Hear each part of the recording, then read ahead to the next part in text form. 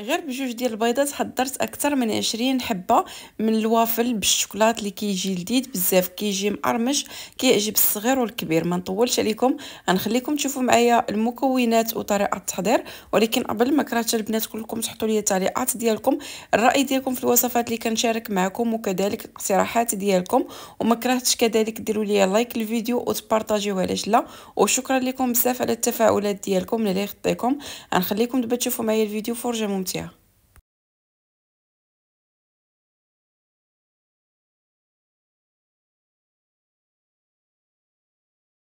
وعلى بركه الله غادي نحتاج هنا عندي واحد قبيصه ديال الملحه، غادي نزيد عليها جوج ديال البيضات يكونوا بحراره المطبخ،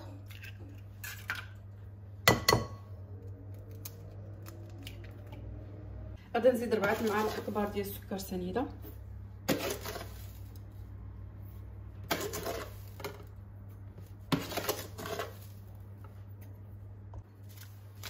وغادي نزيد كذلك جوج اكياس ديال الفاني،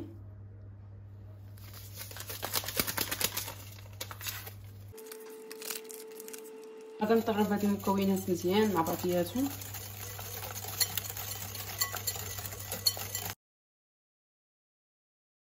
نزيد كاس لاروب ديال الزيت،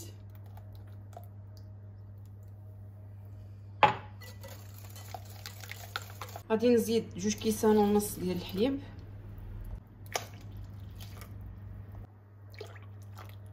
كنخلط هاد المكونات كلهم مع بعضياتهم مزيان. غادي نخليهم هكا على جنب، وغادي ناخذ هنا عندي 4 كيسان ديال الدقيق، غادي نعبر بنفس الكاس اللي هو كاس الانبه، كيهز 150 ملل. بالنسبه للدقيق فيه 100 غرام ديال الدقيق كل كاس، يعني غادي نحتاج 400 غرام. غادي نضيف جوج اكياس ديال الكاكاو المر، كل كيس فيه 7 غرام يعني 14 غرام. وغادي نضيف كذلك جوج اكياس ديال خميره الحلويات، كل كيس فيه 8 غرام يعني غادي نحتاج 16 غرام. صافي دابا درت النواشف مع بعضياتهم، غادي نجي بعدا نعاود نخلطو، وغادي نبدا نضيف الدقيق مع الخميره والكاكاو بشويه بشويه، في نفس الوقت انا كنخلط. بسم الله.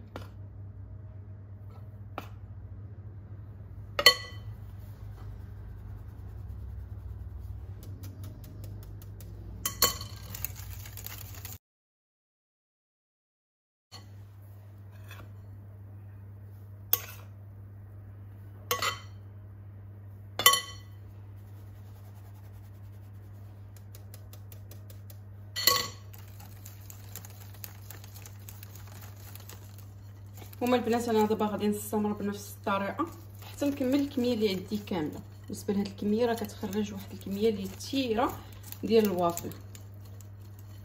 صافي البنات من بعد ما كملت هانتوما الخليط ديالي، راه زدت واحد تقريبا نص كاس ديال الحليب اخر، يعني كزات ليا 3 الكيسان ديال الحليب. ها هو الخليط ديالي كيفاش خصو يكون، ما يكونش خفيف بزاف وما يكونش ثقيل. الاله ديال الوافل ها هي درتها كتسخن. بالنسبه للبنات اللي كيسولوني منين خديتها، هانتوما دخلوا عندي الانستغرام، راه كنت حطيت لكم منين خديتها. المهم دخلوا غير الانستغرام غادي تلقاو الفيديو. ايوا صافي دابا غادي نبدا نطيب، راه درتها كتسخن، كنعبر بنفس المغرفه دائما. بسم الله.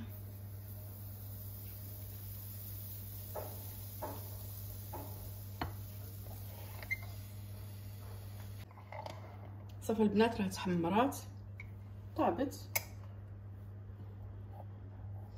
غادي نحطهم هكا فوق واحد الشبيكه، كنحطهم فوق الشبكه باش حيت كيعرقوا باش ما يرطابوش يبقاو مقرمشين. وانا غادي نستمر بنفس الطريقه حتى نكمل الكميه اللي عندي كامله.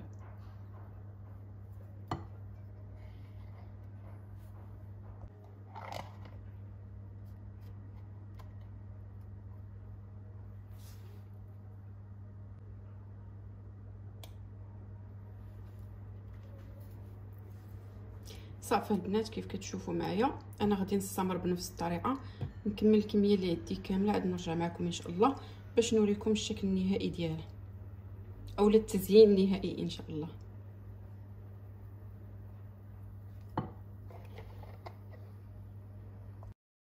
صافي هنا من بعد ما كملت الكميه اللي عندي كامله في الطياب، ممكن تزينوها كيف ما بغيتو.